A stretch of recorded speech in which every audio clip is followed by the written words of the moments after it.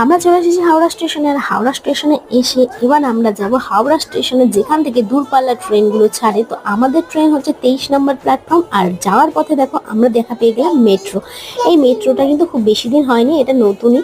দেখেও হয়তো বুঝতে পারছো একটু চকচক করছে সব কিছু। তো এখন আমরা চলে এসেছি হাওড়া স্টেশনে 23 নম্বর প্ল্যাটফর্ম। আর এখানে এসে তাতে কিন্তু ভীষণ খুশি, যার জন্য হাই করছে। তো সবাই মিলে এসেছি। আসার পর আমরা কিন্তু খেতে বসে গেছি, কারণ আমাদের 1.5 ঘন্টা হাতে রয়েছে। আর আমরা ট্রেনের মধ্যে উঠে খাওয়াটা ঠিক আমার পছন্দ না। আমার মনে হয় কি বাইরে থেকে ঝামেলাটা মিটিয়ে গেলেই ভালো হয়। আর ট্রেনের দোলনার মধ্যে আমি খেতে পারি না। তো সবাই মিলে খাচ্ছি। আর এখানে তাথইকেও খাইয়ে নিয়েছি। এর মধ্যে আমাদের ট্রেনটাও চলে আসলো, আমাদের খাওয়া দাওয়া সব কমপ্লিট। আমার মা নিয়ে এসেছিল রুটি আর ডিম দিয়ে আলু দিয়ে ভাজা, আর আমরা নিয়ে গেছিলাম তরকারি, আলুর তরকারি। খুব টেস্টি হয়েছিল খাবারটা, দারুণ লেগেছে খেয়ে। তো এবার আমি তাথইকে এখানে ঘুম পাড়িয়ে নিচ্ছি, কারণ ওকে ঘুম না পাড়িয়ে তো সবাই ঘুমাতে পারবো না। তো ট্রেনে উঠে আমাদের না ভীষণ প্রবলেম হয়েছিল।